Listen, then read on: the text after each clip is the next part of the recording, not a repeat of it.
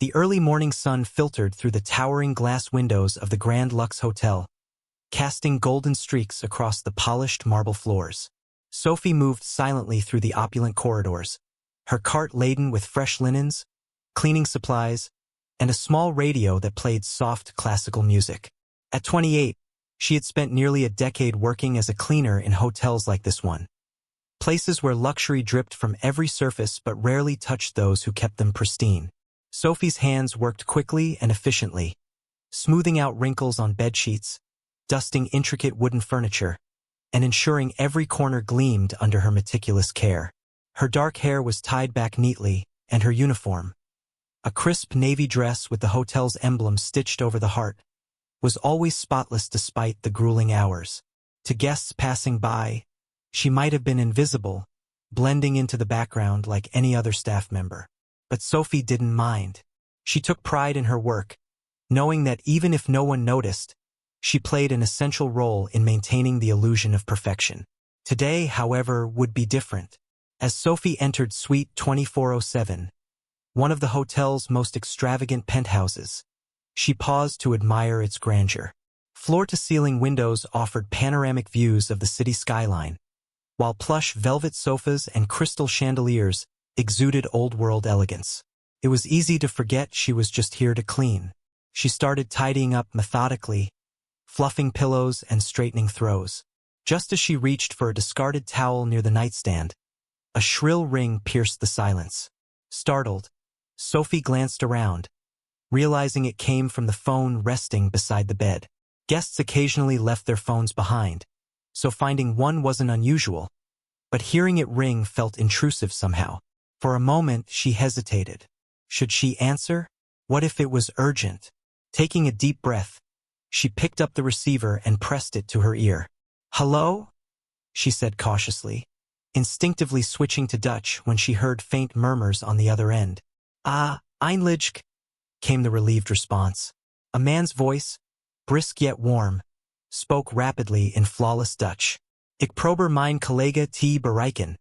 Ben je dat?" Sophie froze, her cheeks flushing with embarrassment. This wasn't her call to take. "Nee, het spijt me," she stammered. "Dit is de schoenmaakdienst. Ik geloof dat u verkeerd verbonden bent." There was a brief pause before the man chuckled warmly. "Geen probleem. Dank je voor het opnemen."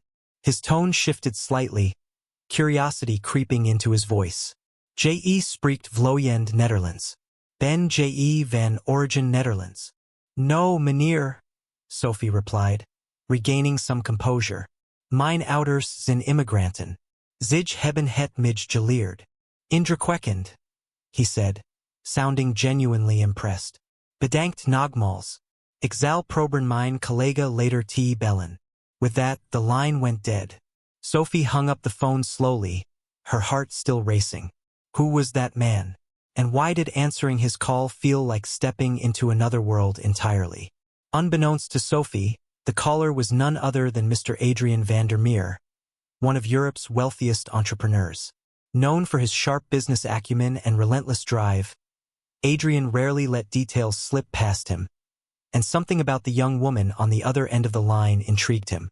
Back in his office downtown, Adrian leaned back in his leather chair, replaying the brief conversation in his mind. Her accent had been impeccable, her manner polite but confident. Most importantly, she hadn't sounded flustered or intimidated, qualities he valued immensely in employees. Whoever she was, she stood out in a way that few people ever did. Curiosity piqued, Adrian made a mental note to investigate further. Little did Sophie know, her life was about to change in ways she couldn't imagine. Later that evening, as Sophie clocked out of her shift, she couldn't shake the memory of the mysterious caller. There was something oddly comforting about speaking Dutch again. It reminded her of family dinners growing up, of her mother teaching her nursery rhymes, and of summers spent visiting relatives in Amsterdam. But she brushed off the encounter as nothing more than a quirky anecdote to share with her best friend, Mia, over coffee the next day. After all, what were the chances she'd ever hear from him again? What Sophie didn't realize was that fate, or perhaps destiny, had already set its wheels in motion. By tomorrow, her ordinary life would collide with extraordinary opportunity, proving that sometimes, all it takes is one unexpected moment to rewrite the course of your future. The next morning, Sophie arrived at the hotel feeling much like any other day. She clocked in, exchanged pleasantries with her co-workers, and began her rounds. But as she pushed her cart down the hallway toward the executive suites, something felt different. A hush seemed to hang in the air, as if the opulence of the surroundings had grown even more pronounced.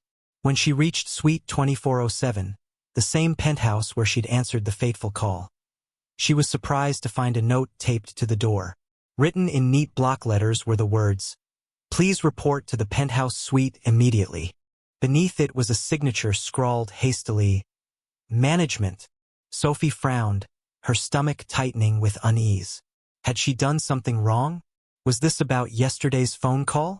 She couldn't think of any reason why management would summon her personally, especially not to the penthouse. Still, she squared her shoulders and knocked on the door. It opened almost instantly, revealing a sharply dressed man in his mid-30s. His suit was impeccably tailored, and his demeanor exuded authority. "Ms. Sophie Laurent?" he asked, glancing briefly at a clipboard in his hand. "Yes," Sophie replied, clutching the strap of her cleaning caddy nervously. "Is everything okay?" "Perfectly fine," the man assured her with a polite smile. "Mr. van der Meer would like to speak with you." Sophie's heart skipped a beat. Mr. van der Meer? The man from the phone call? What could he possibly want with her? Her mind raced as she followed the assistant through the sprawling suite. Every step felt heavier than the last, her sneakers squeaking faintly against the polished hardwood floors. They stopped outside a set of double doors, which the assistant opened with a flourish. Inside, seated at a sleek glass table overlooking the city skyline, was Adrian van der Meer himself.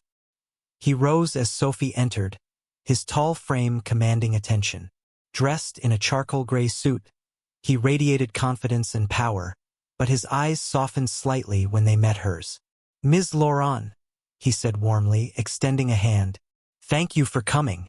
Sophie hesitated before shaking his hand, acutely aware of how small hers felt in his firm grasp.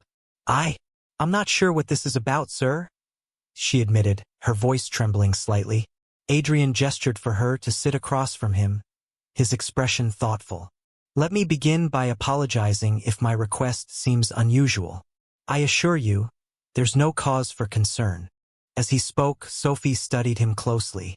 Up close, he looked younger than she'd imagined, perhaps in his early 50s, with sharp features softened by laugh lines around his eyes. His accent was subtle but unmistakable, adding a layer of charm to his already magnetic presence. "I must admit," Adrian continued, leaning forward slightly, "I was quite impressed by our brief conversation yesterday. Your fluency in Dutch, and your composure, caught my attention." Sophie blinked, taken aback. "You mean, the phone call?" He nodded, a faint smile playing on his lips. "Indeed, it's rare to encounter someone so articulate and composed, particularly in unexpected circumstances. Tell me, Ms. Laurent, do you often use your language skills in your work here?" Sophie hesitated, unsure how to respond. "Not really," she admitted. "Most guests don't require translation services, so it doesn't come up often. But I've always enjoyed speaking Dutch. It reminds me of home." Adrian's brow lifted slightly. "Home? My parents are immigrants," Sophie explained. "They taught me and my siblings Dutch when we were kids. It's been useful occasionally, but mostly just for personal reasons." Adrian leaned back in his chair, his gaze contemplative. For a moment, neither of them spoke. Then, with deliberate calm, he said, "Ms. Laurent, I own several multinational companies operating across Europe and beyond. One of the challenges I face is maintaining clear communication between offices. I need someone I can trust, someone who understands both cultures and languages, to act as a liaison." Sophie stared at him, stunned. "A liaison?" "Yes," Adrian confirmed. "Someone who can bridge gaps, manage correspondence, and ensure smooth operations. Someone like you." For several seconds, Sophie simply sat there, processing his words. Her? Working for one of the wealthiest men in Europe? It sounded absurd, a dream too good to be true. And yet, Adrian's conviction left little room for doubt. "I appreciate the offer," she said finally, her voice steady despite the whirlwind of emotions inside her. "But I'm not sure I'm qualified for something like that. I clean rooms for a living. I don't have experience in corporate settings." Adrian chuckled softly, dismissing her concerns with a wave of his hand. "Qualifications can be learned, Ms. Laurent. What I value most is character, and yours speaks volumes. You handled an awkward situation yesterday with grace and professionalism. That tells me far more than any resume ever could." His words struck a chord deep within Sophie. For years, she'd worked tirelessly, pouring her energy into tasks others deemed menial.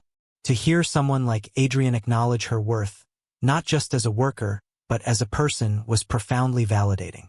Still, doubt lingered. "What about my family?" she asked quietly. "My current job allows me to support them. If I took this position, I wouldn't have as much flexibility." "I understand your concerns," Adrian replied earnestly, "and I assure you compensation will not be an issue. As for flexibility, we'll find a way to accommodate your needs. All I ask is that you consider the opportunity." That evening, Sophie sat at her kitchen table, staring at the contract Adrian had given her earlier. The document outlined generous terms: a competitive salary, benefits, travel opportunities, and a clear path for advancement. It was everything she'd ever dreamed of, and more. Her mother bustled around the kitchen, humming softly as she prepared dinner. When she noticed Sophie's distracted expression, she paused, wiping her hands on her apron. "What's troubling you, sweetheart?" Sophie hesitated, then handed over the contract. "Something happened today," she began haltingly. "A guest at the hotel. He wants to hire me for a new job. Something bigger than cleaning rooms." Her mother scanned the document, her eyes widening. "This is incredible," she exclaimed. "Why aren't you jumping at the chance?" "It's scary," Sophie admitted. "What if I fail? What if I'm not cut out for this kind of life?" Her mother placed a gentle hand on hers. "Sophie, you've spent your whole life proving doubters wrong. Don't let fear stop you now. Take the leap. You deserve this." With those words echoing in her mind, Sophie made her decision.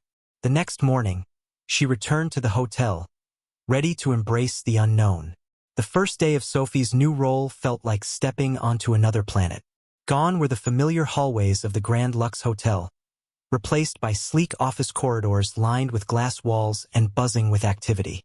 Her uniform, a crisp navy dress, had been traded for tailored blazers and trousers that made her feel both professional and slightly out of place. As she entered Adrian Vandermeer's corporate headquarters, a sprawling skyscraper in the heart of downtown, she couldn't help but marvel at how drastically her life had changed overnight.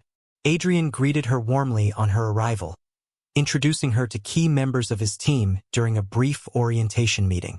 "Ms. Laurent will be assisting us as our liaison officer," he announced, his tone leaving no room for dissent.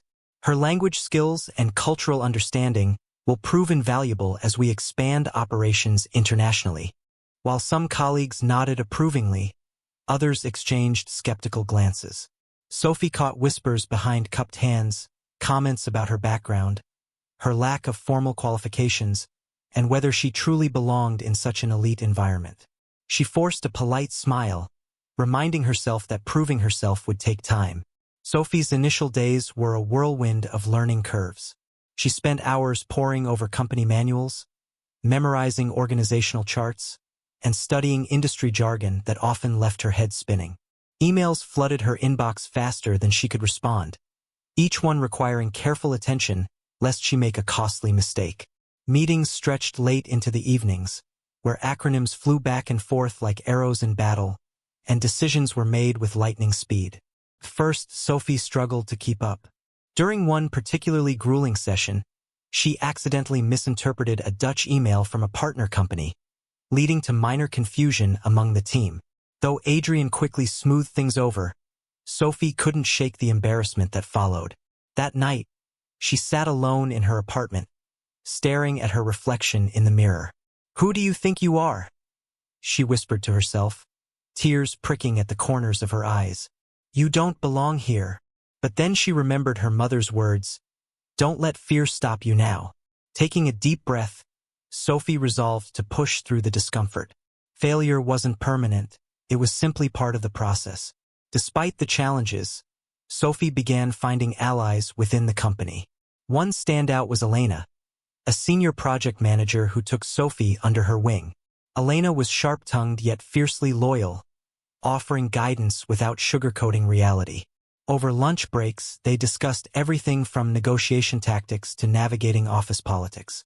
"You're doing better than you realize," Elena assured Sophie one afternoon, sipping coffee in the cafeteria.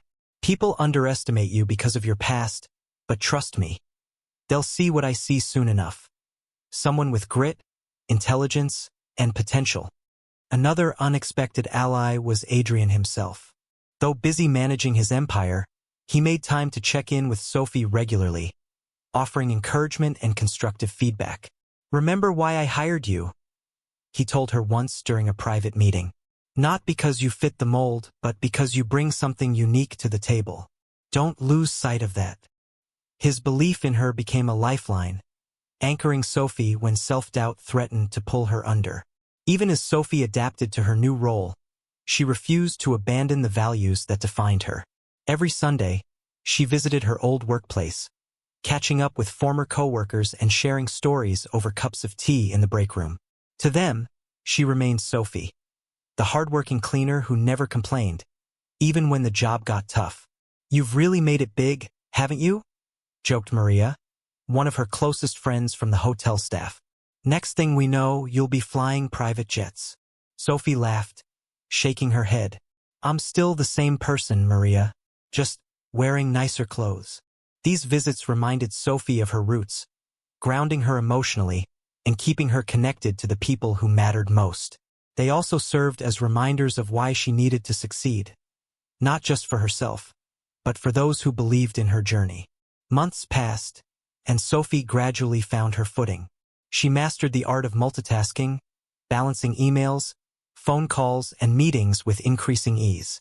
Her fluency in Dutch became an asset, allowing her to mediate complex negotiations and foster stronger relationships between international partners. Then came the day that would cement her place in the company. A high-stakes deal involving a major European client was teetering on the brink of collapse due to miscommunication. Tensions ran high as lawyers argued over contract terms, and deadlines loomed ominously. Adrian called Sophie into his office. "We need you to step in," he said firmly. "Use your skills to bridge this gap. Can you do it?" Nerves fluttered in Sophie's stomach, but she nodded resolutely. For hours, she worked tirelessly, translating documents, clarifying misunderstandings, and proposing compromises that satisfied both parties. By the end of the day, the deal was salvaged, and Sophie emerged as the unsung hero of the operation. When news of her success reached the rest of the team, even the skeptics couldn't deny her contributions. Slowly but surely, respect replaced doubt, and Sophie earned her rightful place among them. Months turned into a year, and Sophie's transformation from hotel cleaner to key player in Adrian Vandermeer's empire was nothing short of remarkable. What had once seemed impossible now felt natural, as if she'd been destined for this role all along. Yet, despite her growing confidence and success, Sophie never lost sight of the person she was before fate intervened. She carried her past with her like a compass, guiding her decisions and reminding her of the values that had brought her this far. One crisp autumn morning, Sophie stood in the boardroom of Adrian's headquarters, surrounded by executives and international partners. The air buzzed with anticipation as they prepared to finalize a groundbreaking merger between two major companies, one that would redefine their industry on a global scale. At the center of it all was Sophie, poised and professional, translating complex legal jargon and ensuring seamless communication between Dutch and English-speaking teams. When the final signatures were inked and handshakes exchanged, the room erupted into applause. Adrian rose from his seat, raising a glass of champagne in tribute. "To Ms. Laurent," he declared, his voice resonating with pride. Without her dedication, diplomacy, and unparalleled skill, today's success would not have been possible. Sophie blushed, humbled by the recognition but deeply gratified. For so long, she had doubted whether she belonged in this world. But now, standing among titans of industry, she realized she had earned her place through sheer hard work and resilience. Later that evening, Sophie found herself alone on the rooftop terrace of the skyscraper, gazing out at the glittering cityscape below. The cool breeze ruffled her hair as she replayed the events of the day in her mind. It was surreal to think how much her life had changed since answering that fateful phone call just over a year ago. Adrian joined her moments later, holding 2 glasses of wine. He handed one to Sophie and leaned against the railing beside her. "You've come a long way," he said softly, his tone warm with admiration. "I knew you had potential, but even I underestimated how far you'd go." Sophie smiled faintly, swirling the wine in her glass. "It hasn't always been easy," she admitted. "There were times when I wanted to quit, when I thought I didn't belong here. But every challenge taught me something new about myself." "And what did you learn?" Adrian asked curiously. "That I'm stronger than I thought," she replied, her voice steady. "That no matter where I come from or what others expect of me, I can rise to the occasion. And most importantly, that kindness and humility will always open doors when arrogance won't." Adrian nodded approvingly. "Those are lessons many people never grasp, no matter how successful they become. You're an inspiration, not just to me, but to everyone who's watched your journey." Despite her meteoric rise, Sophie remained grounded in ways that surprised even herself. She continued visiting her old co-workers at the hotel, bringing them treats and sharing updates about her life. During one such visit, Maria pulled her aside with a knowing grin. "You know, some of us thought you'd forget about us once you started rubbing elbows with millionaires," Maria teased. "But here you are, still the same Sophie we've always known." "Of course I'm the same," Sophie laughed. "Success doesn't change who you are, it amplifies it. If anything, this job has reminded me how important it is to stay true to yourself." Her words resonated deeply with those around her, inspiring them to pursue their own dreams without fear of judgment or failure. In a quiet but profound way, Sophie became a beacon of hope, a living testament to the power of perseverance and self-belief.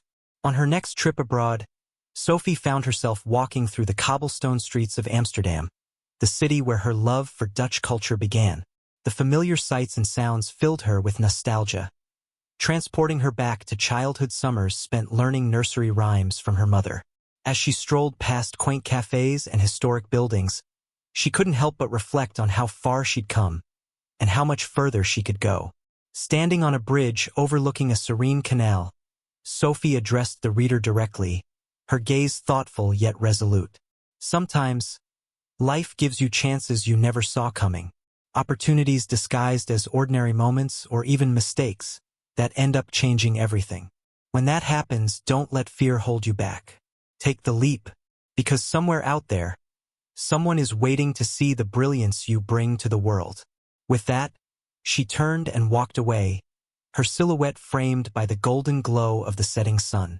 Behind her, the water rippled gently, mirroring the endless possibilities ahead.